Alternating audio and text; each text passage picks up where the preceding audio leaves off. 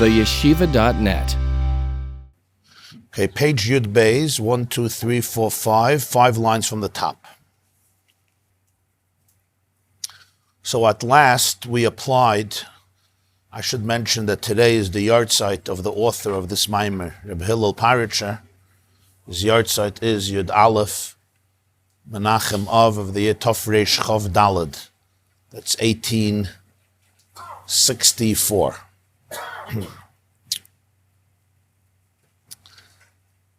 So at last we have come to decode the mashal, the long mashal that has been explained, that when the teacher, in middle of his teaching, experiences this new flash of wisdom, this incredible, profound insight, and he must interrupt the communication with the student in order to grasp this new epiphany.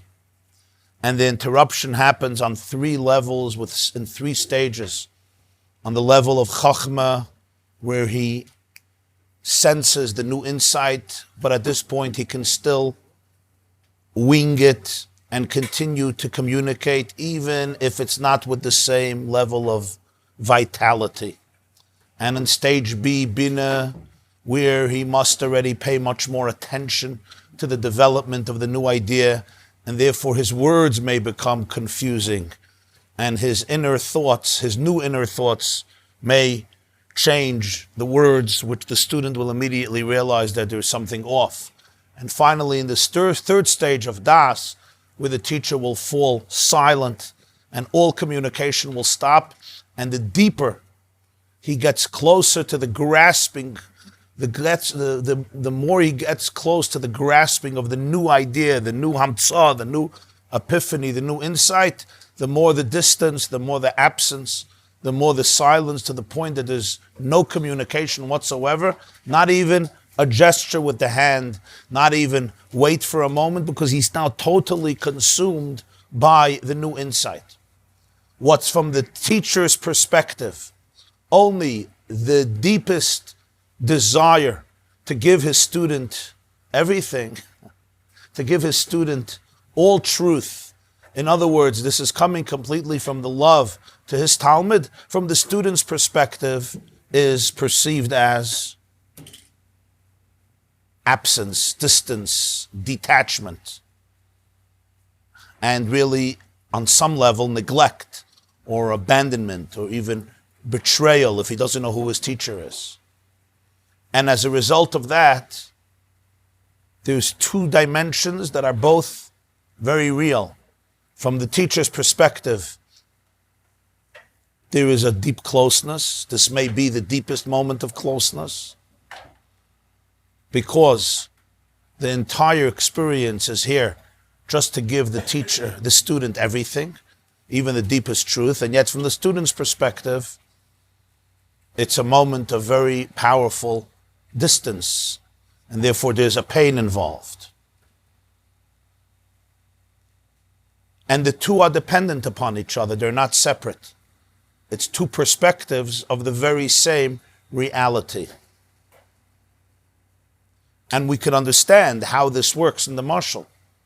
If the teacher does not do this, if he just allows himself to continue being present, he will never ever be able to reach that state of consciousness and share that with the student. It may disappear, who knows for how long, maybe even forever. But here there's stage 1 and stage B, 2.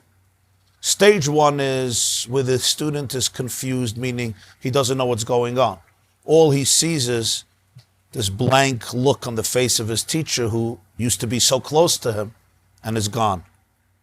Stage 2 is when the teacher gets it, and the student sees that something positive happened in the world of the teacher.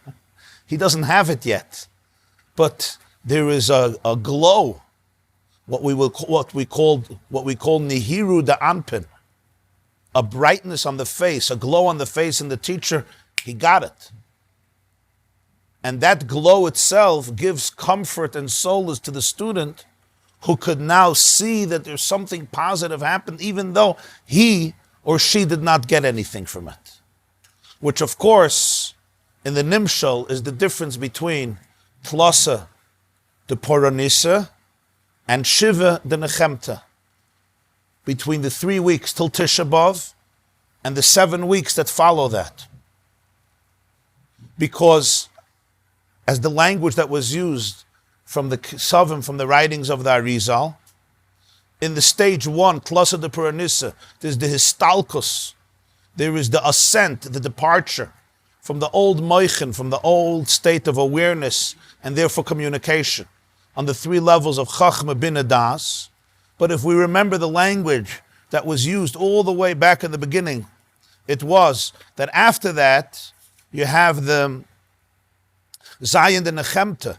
After the Histalkus of Gimel Moichin Chabad, you have Zayin de Nechemta, which is Isgalus Moichin da Atika in the Midas of Zah, which means the revelation of the new level of Moichin in the Midas of Zah, meaning in the Midas of the Mashpia, in the experience of the teacher.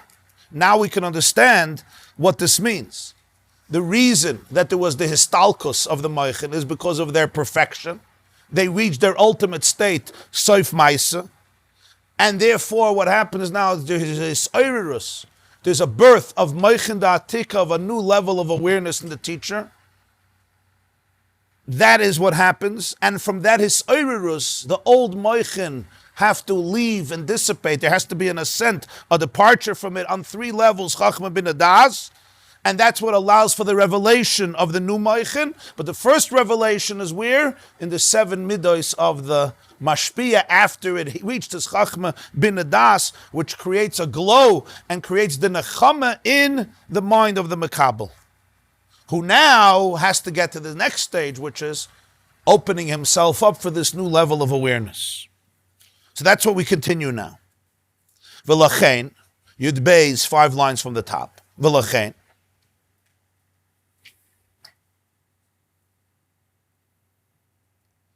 How do we know that the Mashpia really got it? We saw that the departure was so drastic that even his external thoughts and words are not being communicated to the student. In other words, there is complete silence. Piske de Chiyusa, the entire lifeline has been interrupted. This is the simon, this is the sign that the new Moichin have been absorbed not only by his Chachma, by his Bina, but also by his Das. In other words, the muskel, the idea is completely ready in the mind of the Mashpia. Because that's what Das is. Das is the protim that come after the Bina.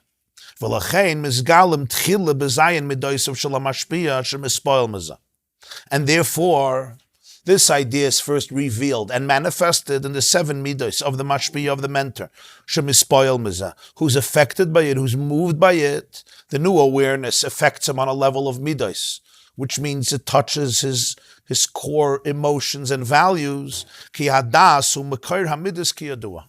Because Das is always the source, the key to midos. Das is always the intellectual intimacy, which makes the idea relevant. And because it becomes relevant, it becomes part of me, who I am. That's the Das. Va'adam yoda eschava. Chachma and Bina could still be abstract and detached, but not Das. V'ha'aras midoisav shalom mashpia shu nehiru da'anpin shaloi. And the light, the fact that it's glowing in his midos, which is called Nehiru Da'anpin. Nehiru Da'anpin literally means, I said, the light of his face. There's a glow on his face. Boikin, they burst forth. And this casts a glow, even if it's a superficial glow, on the recipient, on the student, that he should at least experience some solace, vikivui, and hope, and bitochen, and trust, al chazde hamashpia, knowing the love of the mentor,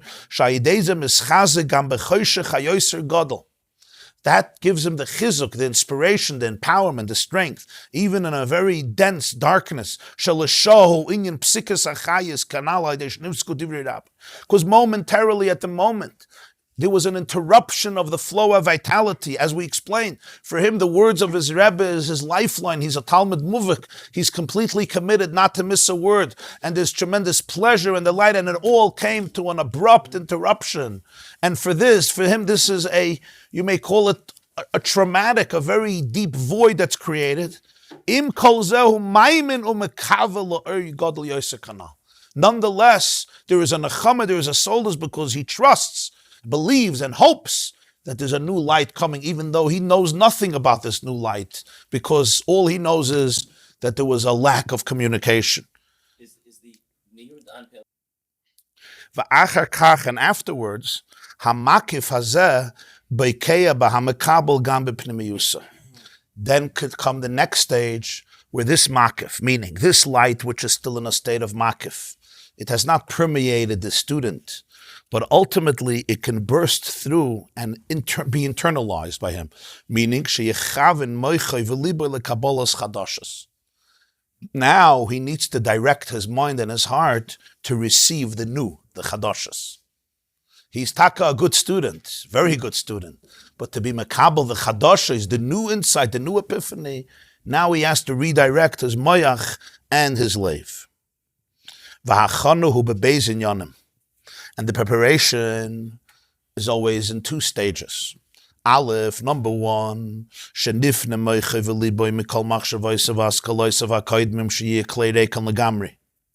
for his mind and heart to become vacant of previous thoughts and ideas, to become a truly empty vessel, even relative to the emptiness, to the openness that he had previously. V'habeis, number two, he has to become close, emotionally and conceptually completely close to the mentor, tune in to hear from his Rebbe the new insight. Al derech, similar to the expression of Chazal, asay oznecha kafre cheses. To make your ear like a, anybody knows the translation, afre cheses? A receiver, yeah. What? Yeah, like a funnel, a vessel that is completely tuned in to be able to channel the words through him. His ears are completely become a conduit. A conduit, you're looking up the translation, thank you. A conduit to be able to receive this information. So there's two stages of preparation. Stage number one is going away, stepping away. A receiver. Afreches is a receiver. One is stepping away from the old, and the second is tuning into the new. Stepping away from the old means carving out the empty space, a clay reikon, even from the previous level of awareness. That's step one. That's like sur meira, that's like what not. But that's not enough. That's big, that's the prerequisite. But step number two is now to become close, to tune really in to the mentor, to be able to receive this new experience.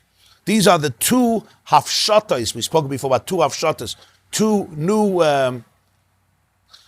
experiences, two new hafshatas, two new strippings of the previous layers. Number one, we called hanachas atzmusai, or hanachas kol atzmusai, which is what he's saying here.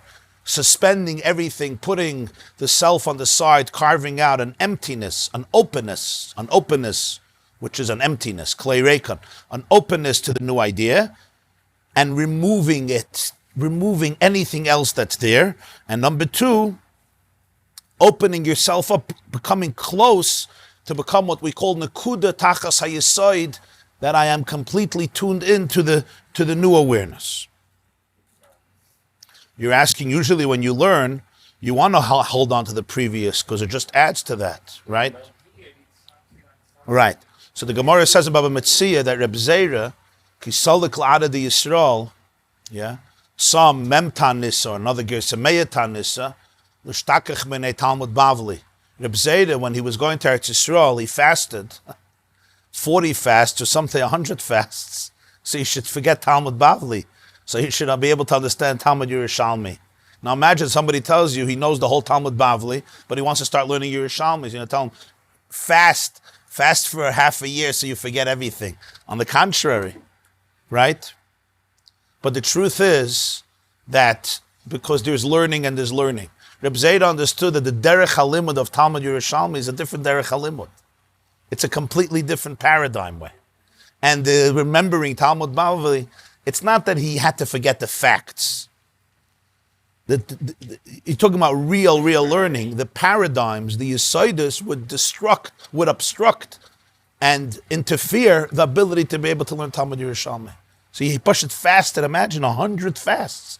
100 fasts to go through a metamorphosis to be able to be ready for a new Derech HaLimud. Much like she works, because when Rabbi comes up with a new Einfall in the Sugya, the halachas of the Sugya don't say, Rabbi still says this, Roa still says this. He's giving you a different whole way of looking at the stuff that's in the Sugya. See, you're not really... Right. So you're not moving away from facts that you learned that are Teiras Emes, that are timeless. You understand? You're moving away from the certain ways, a certain bias, certain perception, certain perspective, certain paradigms that ultimately will interfere with the new reality, the new experience. To understand what these two stages are, you can always understand something from what it's not, from what's not, mehedin, from the lack of it. Right?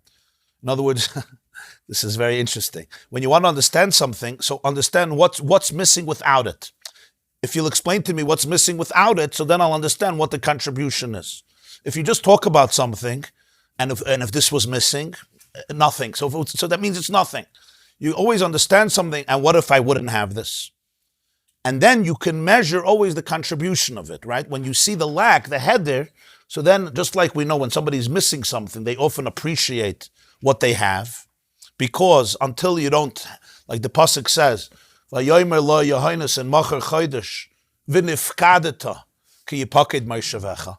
Yohanes tells his best friend David, tomorrow, Rish Chodesh, you will be remembered because your seat will be absent. Sometimes it takes a seat to be absent to remember somebody. Sometimes people are not remembered when they're there, right? You see them. You take it for granted. You take them for granted. V'nifkadeta, you become remembered. Ki yipaked Moshevecha. It's a very real idea, sometimes a sad idea. Also, yeah. Yeah, that's on another level. They also become holy. So, but the truth is in everything in life it's that way. When it's not here, I can appreciate it. But here we're talking about a concept sometimes. When you want to understand something, you want to appreciate it, in other words, see really what it is, see what's lacking without it. So he says, Yoisa will understand them much better, mehedin, from the lack of it. Let's see what's a student that doesn't have this. Let's talk about a student who doesn't have these things. What is it like? He doesn't have it. He says, Yeshmi sheshomeya hetiv. Sometimes you have a student, he listens well. V'koilet, and he absorbs. Afilu oisen oisius she'ena muvanim lai, which is a big chiddush. He's ready to absorb letters and words that he doesn't understand.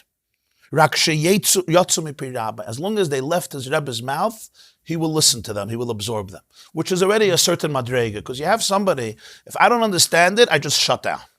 Anybody knows that experience? In other words, I'm not really committed. I don't have, skin in the game. I don't have skin in the game. As long as it's working, it's nice, it's fulfilling me, good. The moment it's like, whoa, okay, I'm done, have a wonderful day. I tune out, that's why there's iPhones, and I go do my own thing. If at some point you're going to come back and you're going to entertain me again, I'm in. So he says that he's not even talking about. That's b'chlal eina oila al shulchan. That's the person is stam. It's not called a student. This is called entertainment. But here we're talking about a person. He's going to listen to words that he doesn't understand. That's a deep thing. Why? Because they came out of the mouth of his Rebbe. He understands that he still needs to be medaktik. He needs to understand them. He needs to relate to them. What he will not do is divest himself, literally strip himself. Mafshit means strip himself. That's what it is, removing. He will not strip himself from his previous haskalas, from his previous ways of looking at things. Ba'ofen shekol yidi oisav, listen to these words, incredible. Ba'ofen shekol yidi oisav asagoisav b'divrei rabbi hurak al pi yidi oisav hakoidmas. He will only allow his entire appreciation of the words of his Rebbe based on what he knows before. His preconceived notions and paradigms remain the defining containers that qualify and reveal and explain all the words. In other words, they have to fit into my filing cabinet. I have a filing cabinet. The filing cabinet has been developed over 20, 30, 40, 50, 60, 70, 100 years. And the words, I'm in. And I'll listen even to words that I don't understand. But I'm going to approach it based on everything I know from before, and that's how I will absorb the new ideas. V'lachein lo yagia ledas Rabbi kolkach k'may misha mafshit es atzmai mikol yedei Yosef hakoidmim v'roitza leida divrei Rabbi al pikavonas Rabbi bulvad. And therefore, he will be successful, but he will never reach an understanding, an awareness, in the words of his teacher, like the other student who's ready to strip himself from all the knowledge that he has before and is actually trying to tune into what his Rebbe is saying, not his appreciation and understanding of it. But apparently sometimes it does. Sometimes it does. It does not allow me to really, really tune in to a whole new perspective, which means there is growth that's incremental, right? I know something today, you'll add something new, and then on the contrary, like you said, I want to bring everything I know to the table. But sometimes there's a truth that, what's the Lashon in Tehillim? Could you pass that siddur, please? Balatanya says, it says in Tehillim Memhei, Shimi vas uri'i v'hati aznech. Listen, my daughter, look, and hati aznech. Bring your ear over. Incline your ear. Very good. Hati aznech. V'shichechi amech ubeis avich. And forget about your nation and the house of your father. V'yisav hamelech yafyech. So the king can crave your beauty. Memhei. What's this? V'shichechi amech ubeis avich. The truth is, it's what Hashem tells Avram. Now, this is a very deep idea, and frankly, this is not an easy idea what he's saying here. We're not talking here about a guy who's an addict, and he's drinking alcohol every night for 3-4 hours and gambling, and then on the web for the rest of the night, and you're telling him that as long as you're going to continue this lifestyle, you're going to destroy yourself. You really have to go cold turkey and abstain. Over there, it's very hard to argue. I mean, unless you're an addict, you're not going to argue with this, right? Everybody understands that, and even if you're an addict, you probably can't really argue with it if you're being honest, which is, of course, hard for an addict. But here we're talking about a completely different idea.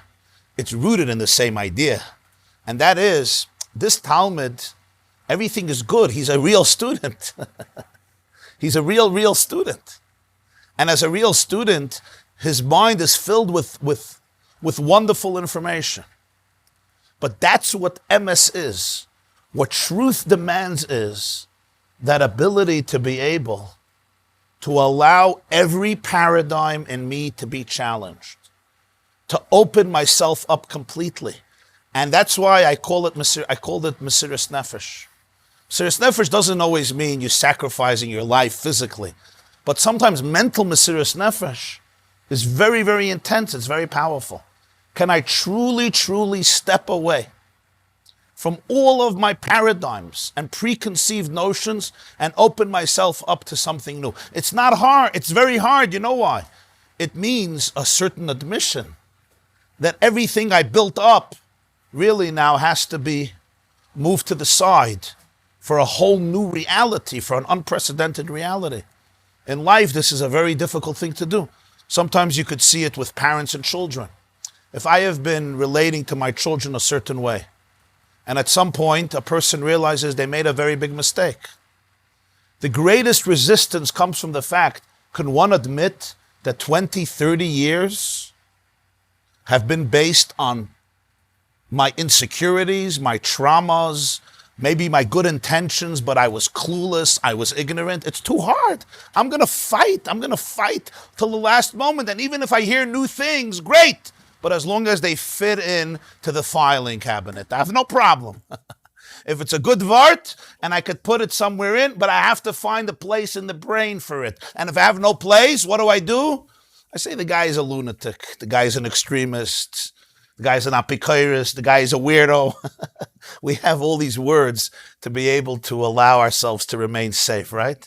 If what, I'm not vulnerable. Yeah, I'm a chaya. If I could find a place in the file for it, I'm good. I'm good. But even if I don't understand it yet, I'm tuned in. I'm not so selective. I'll listen.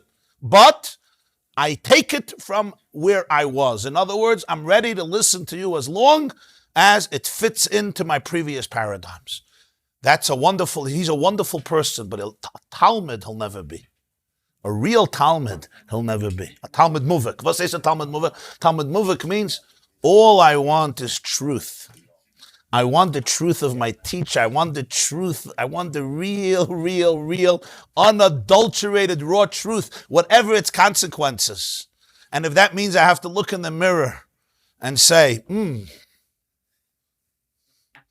whatever I have to say, that's fine. Even though that's painful, there may be a lot of tears in that. That's what a klei reikon is. Klei reikon is not a small thing. That's what hanochas atzmusa means. Hanochas atzmusa means to take my entire atzmius. And hanochas atzmusa is I carve out an empty space, a complete emptiness. There's an old Chassidic interpretation. There's a Mishnah in Chagiga. Kelim hanigmarin betahara tzrichim tvila lekoidish. Literally it means kelim, vessels, hanigmarim, when they were completed, when the silversmith or the blacksmith or the goldsmith completed their development in purity, because a keli utensil is susceptible to tumah, but only after it's complete. When you're still making a pot, it's not mekabel tumah. Only when it's done and it's worthy to use, it can be mekabel tumah, because a vessel is not susceptible to tumah until a person actually can use it or uses it. Until it's complete, if I'm still in the middle of I still have to put the handle, or I still want to make a design, even though it looks complete, it's not mekabel tumah, right? If a dead mouse falls into it, it's not mekabel tumah. So kelim hanegmar in betara, the Mishnah says, if I finish it and I finish it with purity, tzrichim tvila lekoidish. If you want to put a carbon inside, you have to put it in the mikveh. Why? So literally it means because for karbanas, they were so strict that it should be pure, that even though I decided to finish it and I finish it with purity, I made sure I was pure, so my contact with it was pure, but for karbanas, it still needs to go to the mikveh. Tzrichim tvila lekoidish. There's a homiletical interpretation. Kelim hanegmarim betara. When somebody feels that he's a keli gomor, he's a complete keli, and he's a pure keli, tzichet tefillah l'kodesh. If he wants to absorb kodesh, he needs to be submerged himself completely. And when you're submerged under the water at that moment, you lose, like a person under the water, you can't live. It's a certain hefsek hachayas. It's a certain interruption of life, even though we're talking here about a keli. But the concept of tefillah means a new betzias. The person coming out of the mikveh is like a transformation. You need a new transformation l'kodesh. Sometimes this is where it becomes tricky. If the Talmud wasn't ripe, if he wasn't nigmar betara, if he wasn't a real Talmud, it's not so easy to dismiss my old paradigms. But if I was a good Talmud, so my paradigm seems so beautiful. My paradigm seems so educated. So now to be able to become an empty vessel becomes much more difficult. Sometimes you have a person, you speak to them, they confess ignorance inside. In other words, they know, I don't know anything. I'm a blank slate, right? Elisha ben Avuya says, Diyoy ksuva al nayar chadash. I'm a blank, fresh piece of papyrus or paper, Papyrus, yeah. It's the one statement that Chazal bring from Elisha ben Avuya, right, in Pirkei Avos, Perek Dalet. Elisha said, Haloi meTorah yeled l'mahu doima. Teaching Torah to a child is like what? Is like ink written on fresh paper. But haloi meTorah zaken, if you're only learning Torah as an old man, then it's Diyoy ksuva al nayar machok. That piece of paper was written and erased and written and erased and erased and erased, and now you get a couple of letters on it, but it's not fresh. There's one Safabrang in Shabbos, so the Lubavitcher Rebbe said, what's the message? What is he trying to say? What is he trying to say? It's a nice thing to say, teach Torah to your child as a child. But what happens if nobody taught me as a child? So what is he trying to say? Nebach, your Torah is verhakt. It's not really going to go in. Like, what's the statement? What is he trying to say? It's a good thing to say, to teach Torah to a child. Learn Torah as a child. So that's what he should say. But he says, no, Haloima Torah Zaken. Is this an encouraging statement? Somebody didn't have a schus to learn Torah till 40, till 50, till had the kasha. The kasha is euch get for der. Find the kasha is euch get. What's this Jews? A Jew didn't have the opportunity to learn Torah till he was 60 years old. So he's learning Pirkei Avos, and basically the message is it's erased paper. You're wasting your time because nothing is going to get absorbed. Besides the fact you really need Pirkei Avos for this, everybody knows what you learn at 3 years old, you remember for life. And what you learn at 61, you forget a few seconds later. Present company excluded.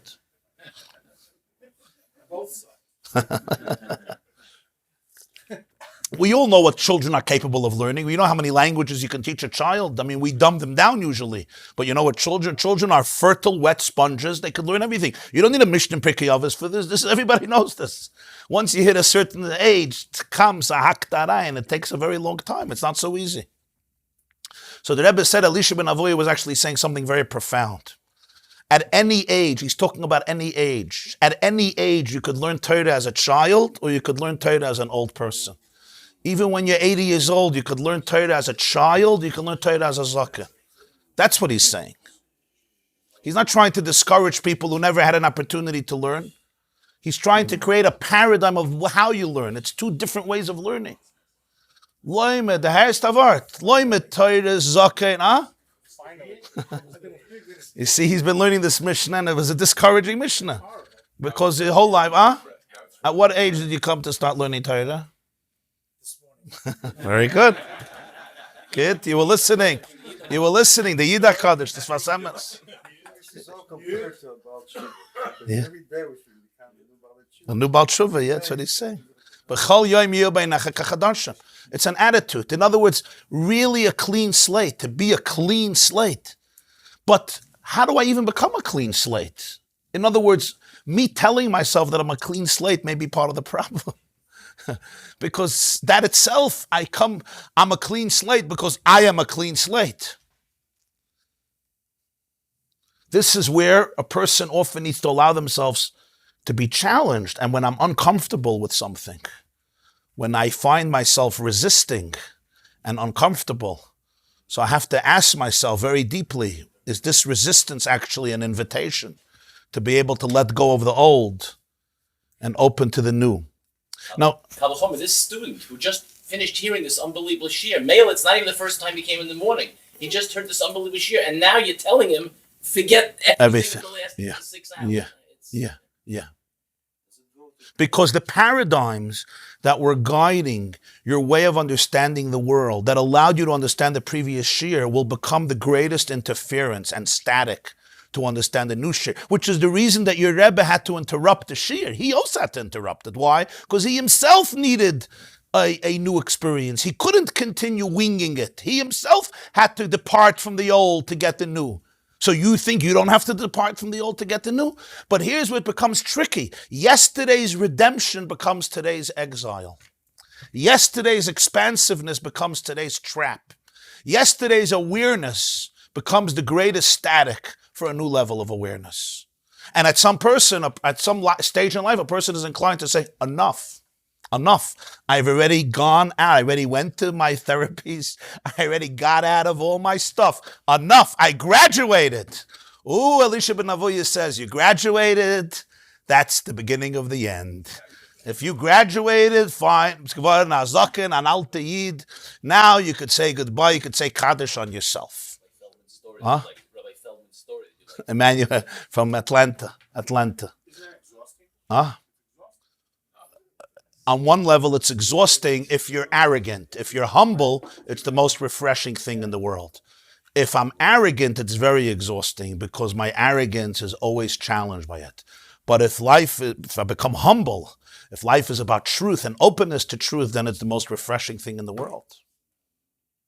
Because it allows myself for newness, real newness. And you know, very often in life, it's a real question you have to ask yourself. Am I really, really open to something completely new? So if I was involved in shtusim and narishkeiten and nonsense my whole life, of course I'm open to something new. But here's where the challenge is.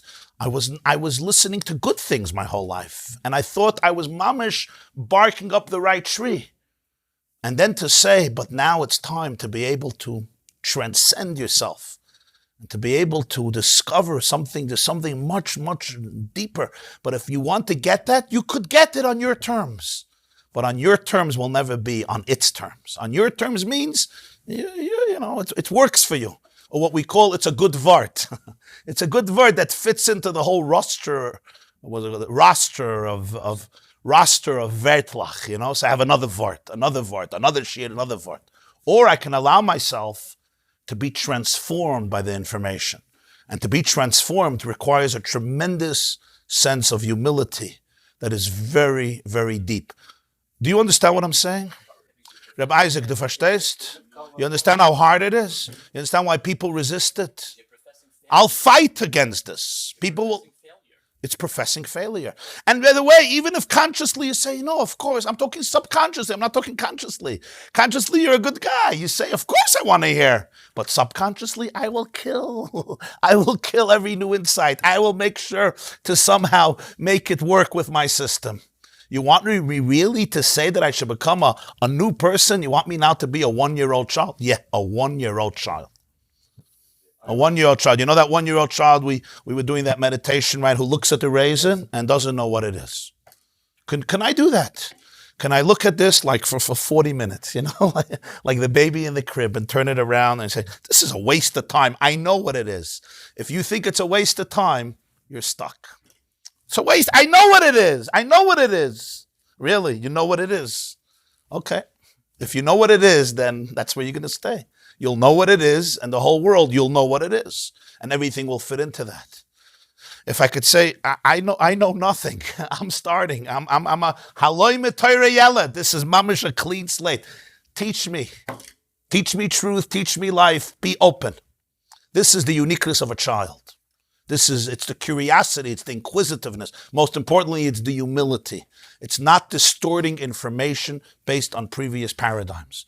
Now, let's face it, the greatest source of distortion are inner traumas and inner dispositions, because we relate to the world from certain glasses. I put on these glasses, I never take them off. These glasses I take off, but there's deeper glasses I don't take off. And everything I see through these glasses. Now, sometimes a person went through a transformation in their life. My father-in-law mentioned a Baal Tshuva. A Baal Tshuva went through a major transformation in his or her life. And that's a unique transformation that an FFB, so to speak, did not have to go through that transformation. So if I went through, and even FFBs, I don't like those words, but even somebody who had to work on themselves and grew to a particular place, here, in a way, and take this with sensitivity, the danger becomes worse. The danger is, ich bin shana keli hanigma betara. There's so much perfection here. There's so much good. In a way, you become the worst clipper. I don't mean you. I mean, you understand why, right? Because it's like, you become a real shell, a real husk, because you have so much to back it. You have so much opium. You have so much religion behind you. You have quotes. As long as you don't have quotes to support your stuckness, so you're pretty good. The moment I have quotes and sources and proofs, but he said, but that one said, this one said, but. So I could remain so powerfully stuck in my own quagmire, which actually may work. And that's what he says. The student will absorb everything, but only on his terms. You can't compare it to somebody else who's really tuned in to what the emes is, what the truth is. It won't penetrate his das. He may get a little chachma out of yeah, something. even if it's das, but it's going to be the das that he molds and he and which is nice. It's nice, but it's not the truth of the idea. And this is, yeah. Is the same paradigm applies, for example,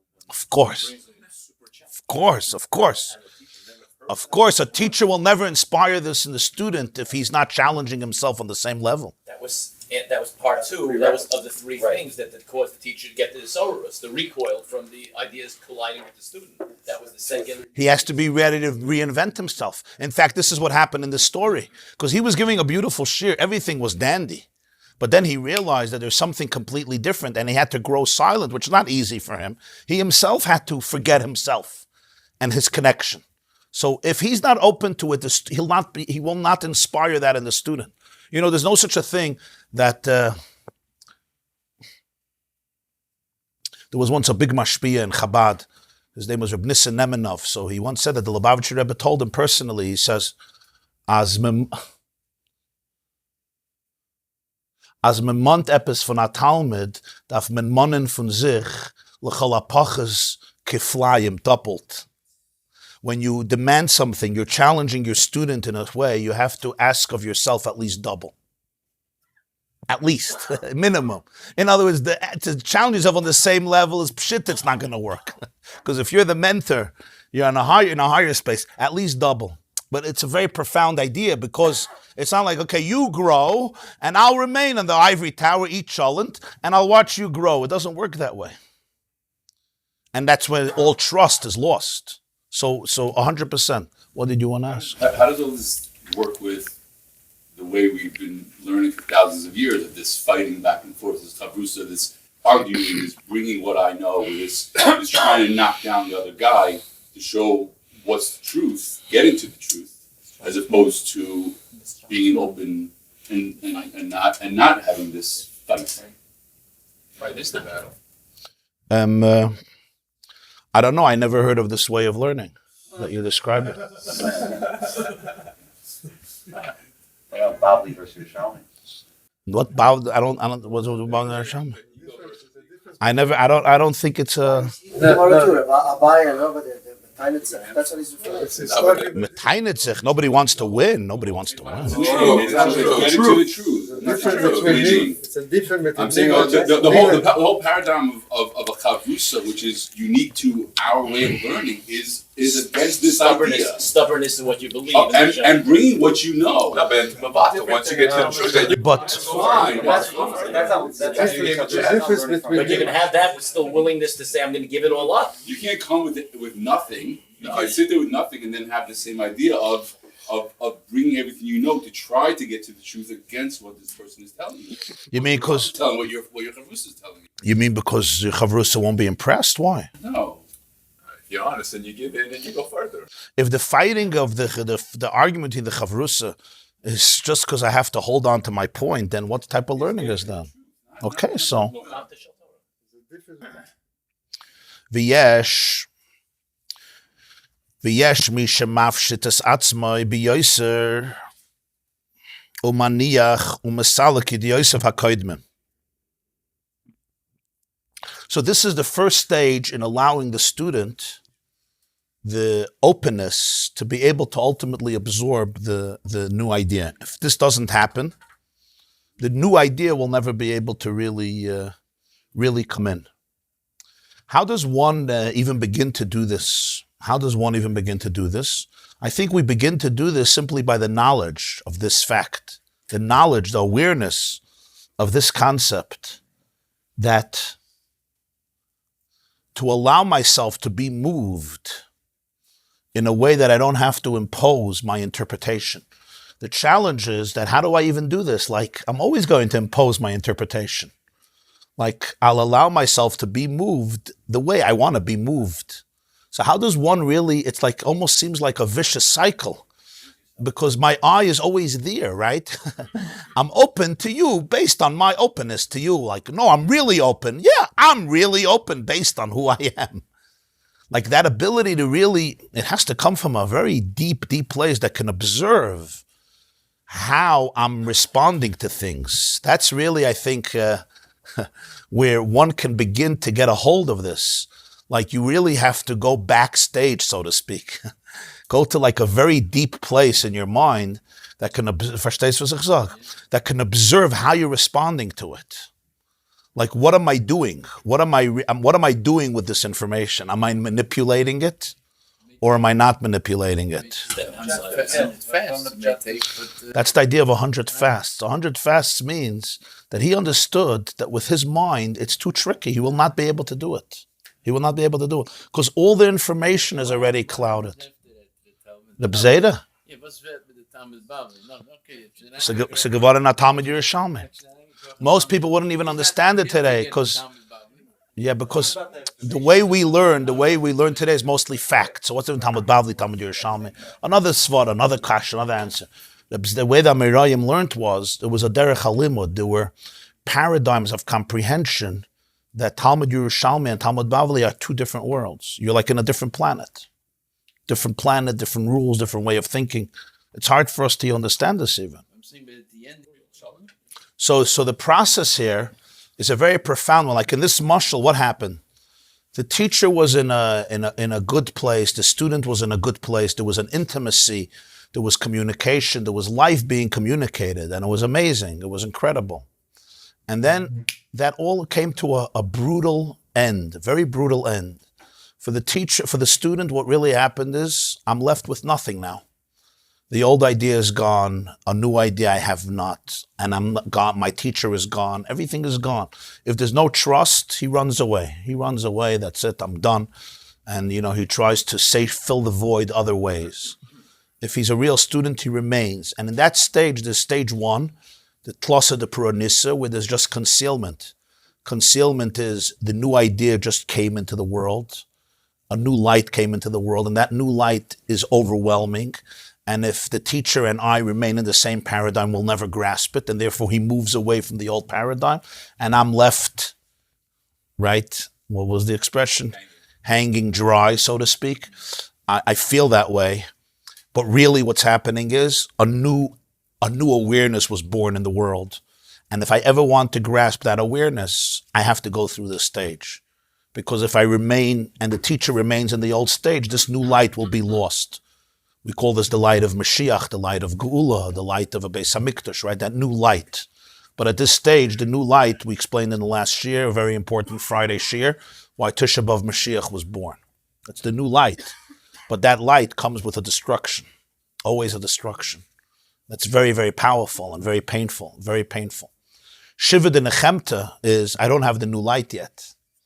But I could see that there's a light. I could see it on my teacher. That gives me hope. But now I have to open myself up to the new light. So that's already stage B. And that openness is going to require a lot. Because if it wouldn't require a lot, it's not a new light. It's part of the old light. So, we have here the model of a teacher and a student, but the concept is always existing in life. The concept exists in so many areas in life.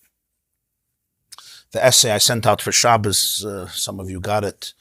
When the cracks show up in your life, it's time to let the new light in. What does that mean? You'll have it, for example,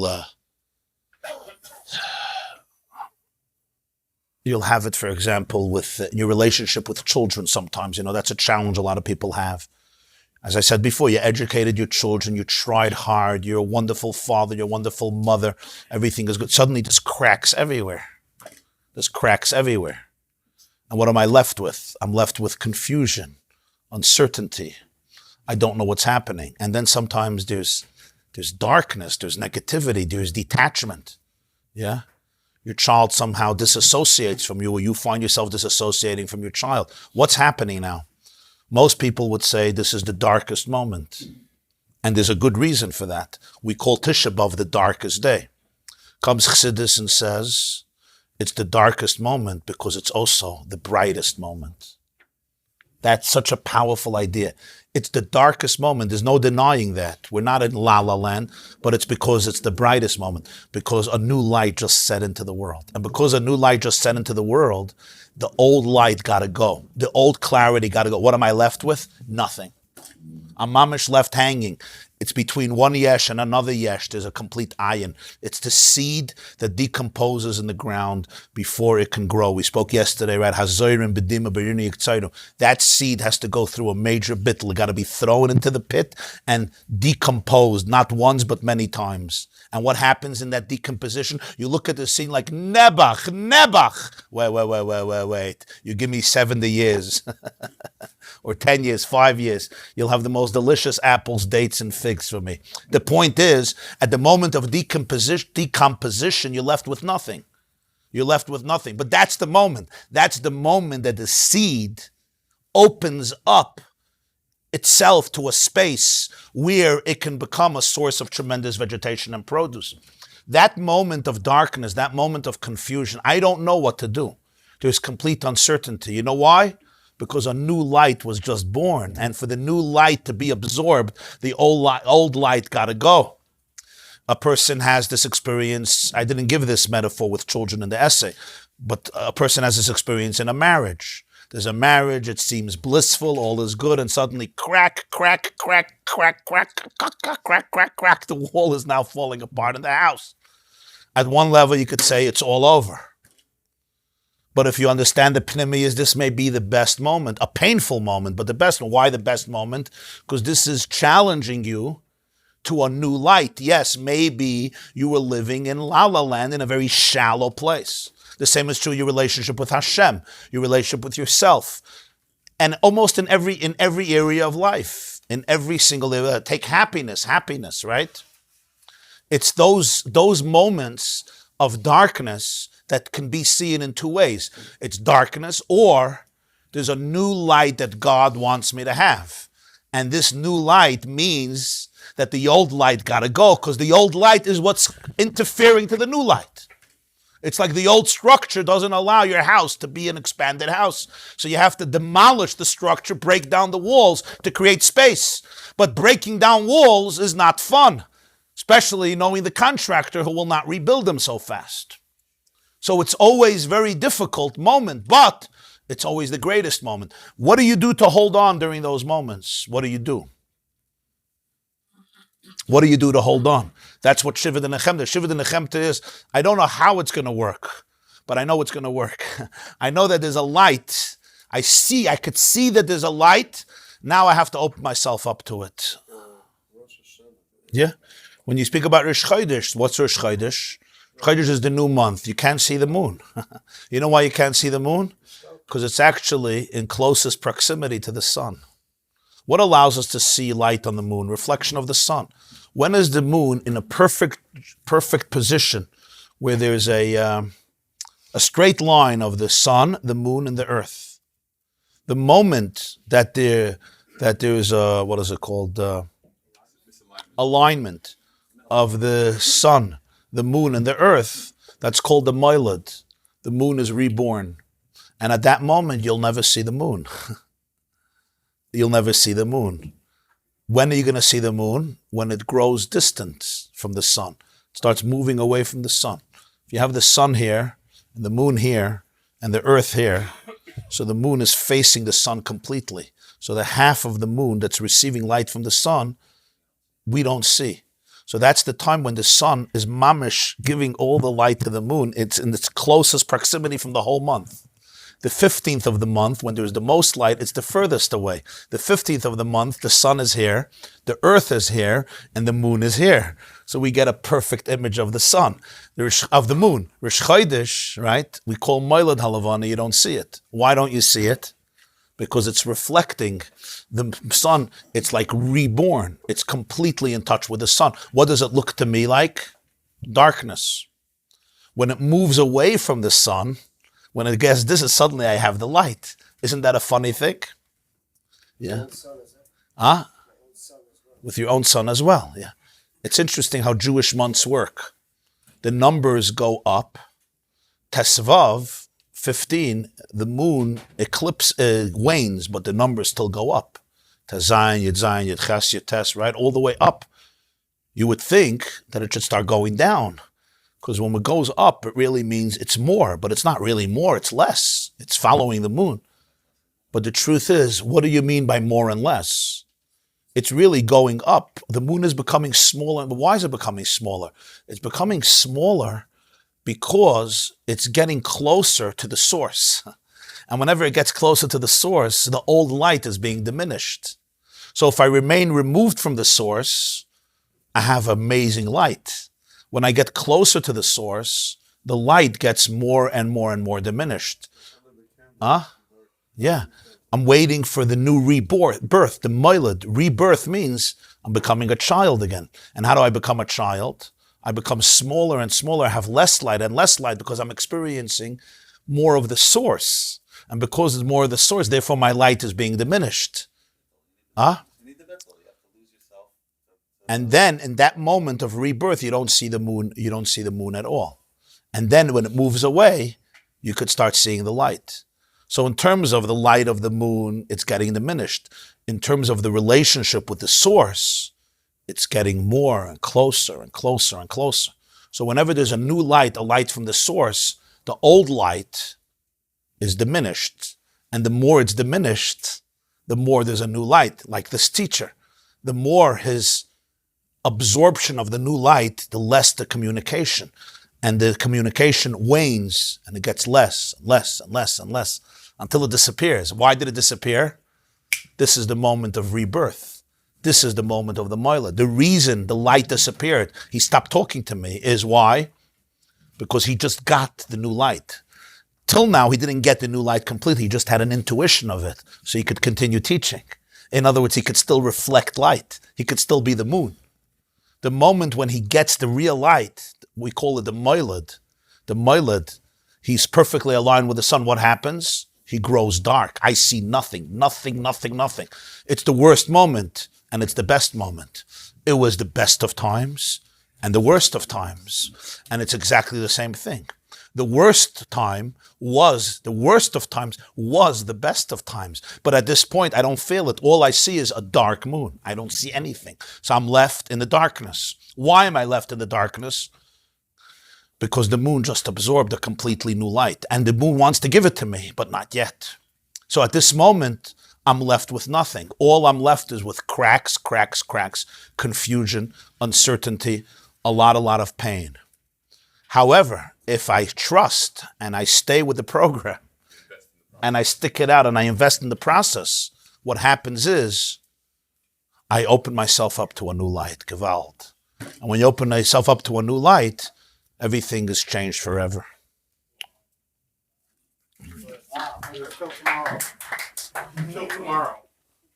Very good. Haloi me'Torah yeled, haloi me'Torah zaken.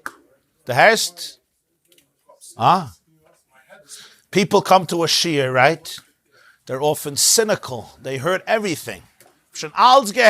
What are you going to teach me? Rabbi, why? What are you going to teach me? Noch ein Wort von der Chassam Sofer, geist mir sagen. Noch ein Wort von der Yismach Moishe. Noch ein Wort von der Brisker Rav.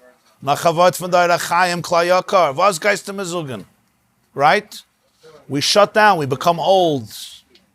We become old. I told the doctor, somebody has a heart attack. She didn't like. That sums up the whole shit. You're in the barn. What happened? You didn't even make one comment today. He's saying that the Rebbe was as hard as he was on everybody, on himself. It's a chiddush, much more. Double, triple, 10 times. I was going over the things that he demanded for us. I was thinking about it. It's not even close. The Rebbe once told one of his secretaries, told me, he said, before I ask anything from the Olam, I first think to myself if they're capable of doing 50% of what I ask for. And then I speak about it. Yeah? Not even 100%. First, I think many times over if they're capable of absorbing and doing 50% of what I ask. So once the Mr. Nemena was verbringing, and he said, how many things were we not zoiche to hear from the Rebbe because he thought that people won't even do 50%. It's a chassid's response.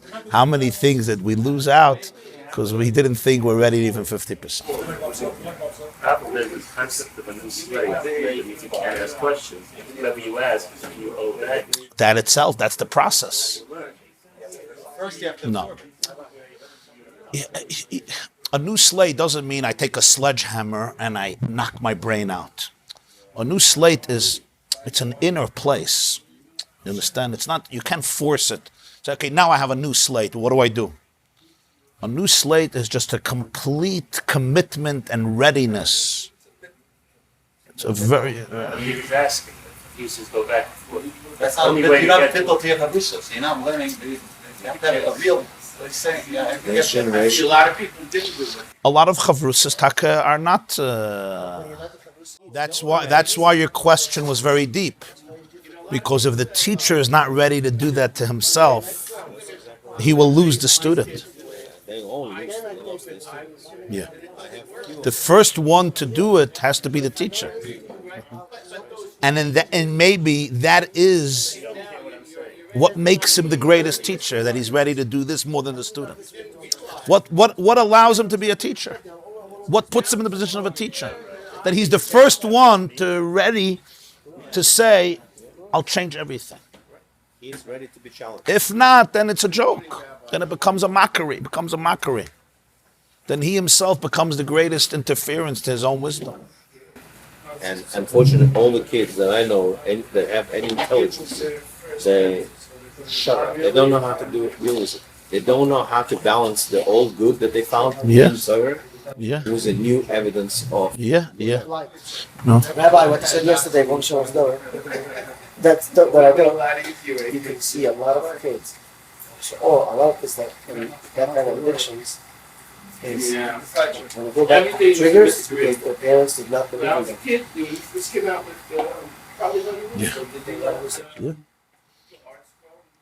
But this is very true what you're saying. Students or children come with new ideas, fresh ideas, powerful new ideas, whether in science or physics or psychology. And all the teacher can say is garbage, nonsense, and then they, spirituality also, just follow me. And it's like, so one of two things happen. Either they have to numb a certain part of their creativity in order to belong. Which is they don't do very well.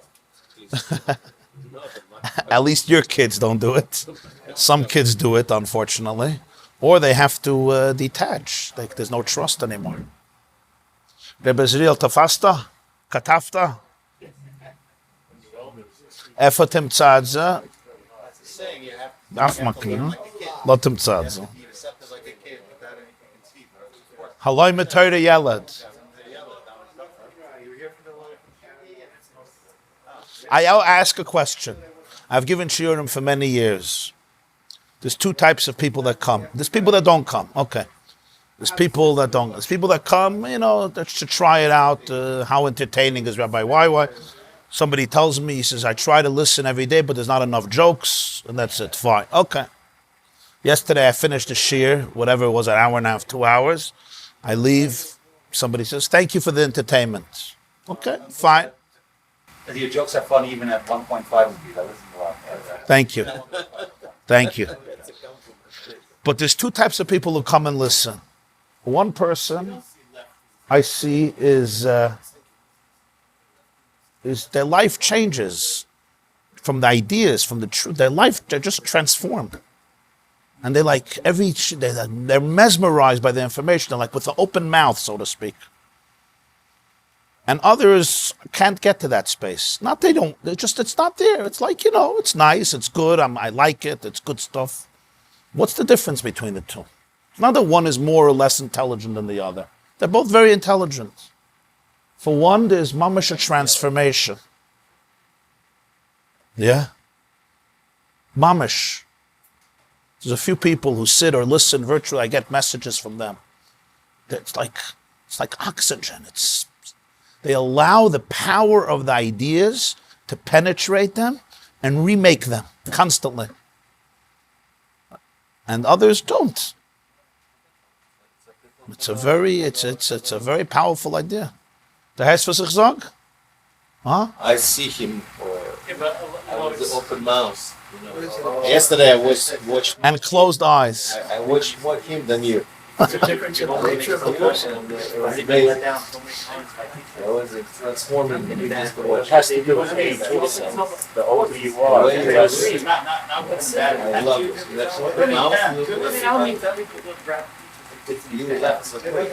He teaches his father how to listen.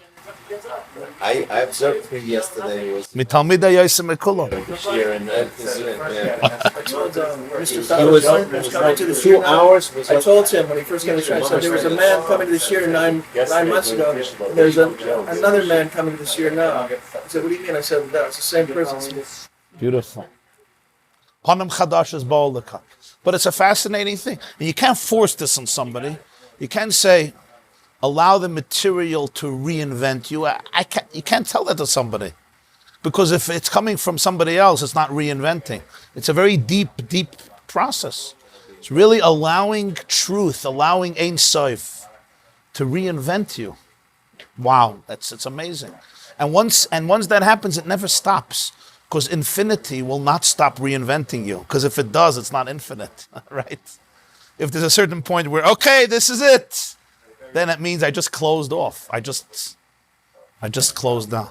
That's why, real people, the older they get, the more they grow. The more they touch truth, the more the transformation.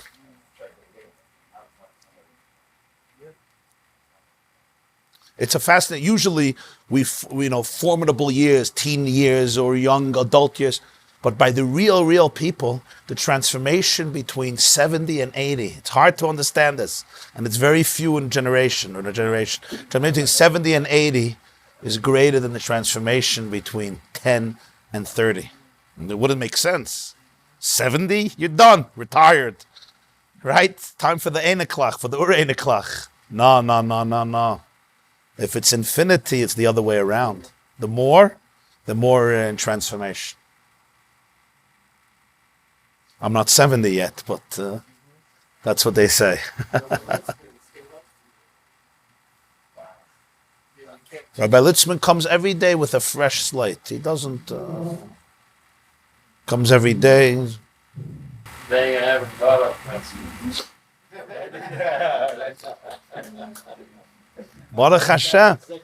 Thank God you have a lot of questions today. Could have been much worse. You could have said, today I have no questions. That would have been a death sentence on the shiur. Somebody who's not triggered is not good. If they're not triggered, if like everything is good, I told you the worst compliment, the two worst things I hear after a shiur is good vart, or it's similar to what I heard Shabbos Shalashudas. Somebody said at Shalashudas, Psavart, on the Parsha, why this? And I'm like, okay, death sentence. Filing cabinets, just put it in. Same idea. For me, it's a little bit scary. The more I know, or the more I think I know, the more challenging life becomes to me. And sometimes I miss Yosef Das, Yosef Machov. That's exactly what it is. Yosef Das, Yosef Machov. Agony. Shlomo HaMelech says, the more perception, the more machov, from the word ka'ev, the more pain, the more acuteness, the more acute awareness, the more you're acute. But it's like the one Shalom throws you at you curveball the minute you think you know more. You have yet to It's a new light. A curveball is a new light, always a new light. It's a very powerful idea that when you're facing a moment of uncertainty and confusion and everything you knew is not working, it means that he just gave you a new light. It's such a powerful idea. Everything I know is not working. It's because there's a new light that just came in. And a new light can only come in if the old light gets How do you explain it to kids? extinguished. How do you explain it to kids? I don't know if you can explain it to kids. You can live it. You can live it. And the children will absorb it. You can live it. Yeah, I mean, the teen years, it's always dramatic. The teen years, they have to say goodbye to being a child. They're not adults yet. And it's like, where am I? And I don't know who I am. They have a lot of fear. And at that moment, you got to just hold on very tight. You can't figure it all out. You just got to hold. It's like a roller coaster. You got to put on a seatbelt and hold on tight and don't run away. That's what we spoke yesterday. Vayimayin, you don't run away. I wasn't planning to read that poem, Moshe. I was not planning to. As I was giving the shiur and I was speaking about people who go through challenge and their own Tisha B'Av, I realized maybe I should read it. And then I had a conflict in my mind. Is it too vulnerable? Am I disclosing information I shouldn't disclose? Person wrote me a private email. They didn't ask me to publicize it. They didn't even think I would. So in my mind, just a nanosecond, yes, no, yes, it's inappropriate. Is it really appropriate for a shiur? It's not nice, this is dark stuff. And then I thought, you know what? A lot of videos on Tisha B'Av, a lot of programs on Tisha B'Av. I know nobody's going to do this. And this needs awareness. People should understand what people are going through. And I decided I'm doing it. I'm saying it. But then when I looked at the crowd, I knew immediately that there are people who's like, stop with this drama, please. I lost my this. Just as we say, grow up and move on. So that's why I said, I know that there's people who are think I'm dramatic and the writer is dramatic. And I want to tell you, he's not even being as dramatic as he should be because of what he's going through. Because I myself was clueless.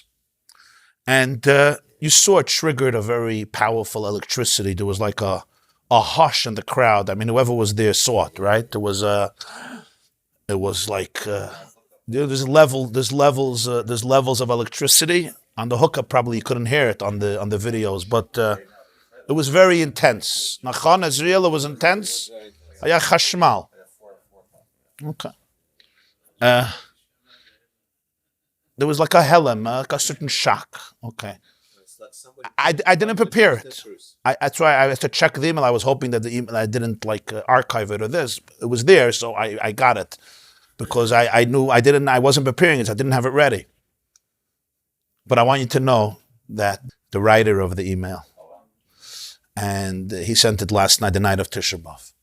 And he said that I was watching on YouTube, and the amount of chizuk, the amount of strength and inspiration and validation I received, he said, was incredible. I would never imagine that you would read such a thing. I sent it to you. I would never imagine that you would read this in public. And he was just like, he was like, very, very emotional. And then he thanked me for the words afterwards. I said that it's a seed and you're gonna become a tree. And I realized just for that, yeah, but I didn't know that, I wouldn't know that he was, I guess so, yeah. Yeah. And similar people. So he wasn't there, but he told me that he watched it on YouTube. I was sharing with you, so I knew that moment that it was the right thing to do. And then he said, what I was really impressed is that you said that I was not as dramatic as I should have been. So I wondered, how does he know that? Because it's true. I didn't write all my pain. I didn't write what I was experiencing. I was minimizing it, even though it was pretty dramatic, but I was minimizing. So he said that I was shocked by more than anything else. How did you know that? He said it was so true. And the validation he received, he never received such validation. Because his family, dismissed it, and everybody dismissed it. And he went through a lot, tremendous difficulties. Good choice. Subconscious you chose, huh? It was the right choice. Just for that, it was the right choice, especially that there's other people, plenty of other people. Okay. Let's move on with purifying ourselves. You have the Japanese lady there. The Giyaris. Similar, validation. You know the Maisa? I said it here. Okay. I said it in your car? Okay. I'm glad that I said it in your car. Yeah, I said it here, I think, right? One morning, yeah. Okay. We could move on, yeah? Now that the new light was born, it's time to move on. This class is brought to you by theyeshiva.net. Please help us continue the classes. Make even a small contribution at www.theyeshiva.net/donate.